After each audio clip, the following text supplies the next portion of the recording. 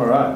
Can you say your whole name, position, and... My name is John O'Connor, and I am the Director of African Operations at Input Output. So one of the challenges that NGOs face is how to incentivize good long-term actions. So if you go and you build a well in a village and you put there, electric or a diesel pump, how do you make sure that someone's maintaining that pump after the NGO's left? Well, one of the things that blockchain is really good for is incentivization strategies. Somehow or another, with Bitcoin, you've got hundreds of thousands of people all the way across the world running a piece of software that verifies and looks at the network to make sure the transactions are authentic. So these kind of incentivization mechanisms are sort of a core strength of blockchain technologies and something that we're looking to apply into the impact space. There's a great expression that any sufficiently advanced technology is indistinguishable from magic. And this is really where we think the industry is going to go. As the industry matures, we expect blockchain and crypto to disappear from view and eventually just become the plumbing that's in your house. No one talks about the plumbing in their house, but you know when it's not there. So decentralization and lack of central ownership is never really a problem until it becomes a problem. In an ideal world, payment networks which are owned by companies like Visa, well, they wouldn't be so expensive to use. So when we come up with this idea of trying to build a distributed and decentralized financial network, it's really just to stop the worst from happening. And the worst from happening is decentralized systems fail, that they're manipulated or shut down by central authorities. So for us, the concept of decentralization is really about building safeguards by creating a network that's cheap, fair, and easy for anyone to access. Africa is crucially important for blockchain and Cardano in general. Not only does it have one of the fastest growing populations as a continent, but it's also a continent where innovation and technology is common. Mobile money actually began in Kenya. M-Pesa, which was launched by Vodacom, by Safaricom, now accounts for 80% of all transactions in the Kenyan economy. This is 80% of all transactions happening in digital money. So when we talk about Africa and its place in blockchain, we expect the next set of innovations to really be fastest adopted within the African continent. So the Ethiopia deal with the Ministry of Education was to produce 5 million digital blockchain-based identities for the education system. The system would track educational performance for students and make it easier for the Ministry of Education to be able to allocate its resources across the country. The significance of this deal was that it was the first nation-state blockchain adoption deal really of its kind. 5 million users puts it squarely in one of the biggest deals done in the year. And this really gives us a lot of credibility to now go and start working with other governments and other stakeholders to be able to implement and deploy our technology more broadly across the world.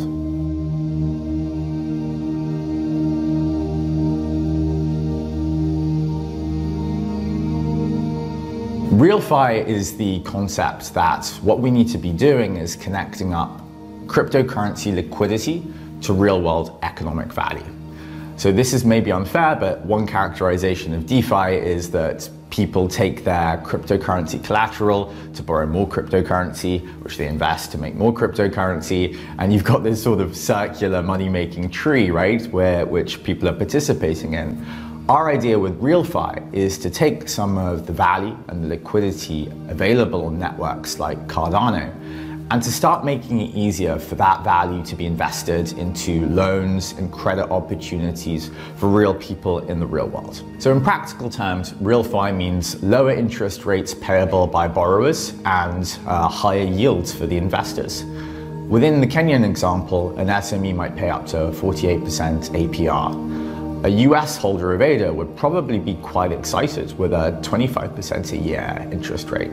So we have an opportunity here to connect up high-yielding loan opportunities in markets which have a deficit of capital and liquidity with markets which have large amounts of liquidity and people who are searching for yield.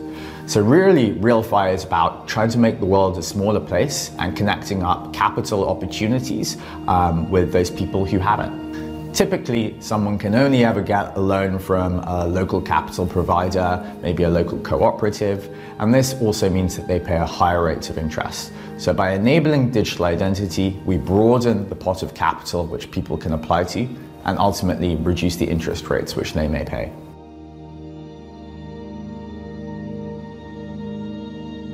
Cardano is a blockchain system that seeks to provide economic identity for those people that don't have it. So what does this mean? Well, when we say that traditional banks have not been banking their rural populations, it's not because they don't want to, it's because it's too expensive for them to do so. Cardano seeks to innovate on this by providing cheaper financial rails and lightweight digital identities, which makes it economical for people to participate in a global financial system. I hope that Cardano will be involved in many different parts of someone's life. So when they do a mobile money transfer, when they do a remittance transaction, maybe even when they're going to vote in their local elections. So the end state for Cardano is the plumbing which drives every form of value transfer and interaction between one person and another person. What I love about the Cardano community is how mission-focused we are as a group. A lot of the other cryptocurrency communities can seem quite transactional, always just focused on the price and thinking about what their positions look like. People within the Cardano community understand that we're trying to build something bigger, and that makes it a much more pleasant place to be a part of. Going forward into 2022, this will be the first year that there will really be a community starting to build tools for Cardano and not just input-output. So yeah, it's really the first year where we can really talk seriously about an ecosystem. The more people who are participating in it, the more diverse opinions you have, and ultimately these diverse opinions lead to better debate and better outcomes. So a place where it's safe for people to, raise their thoughts and not be shut down. That's the kind of ecosystem which I'm hoping we can build.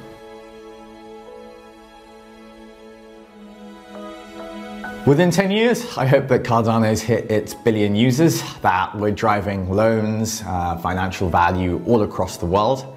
I hope that mobile money systems are all running on Cardano rails. When it comes to the next 100 years, I really have no idea. So if I'm around that long, then I hope to see it.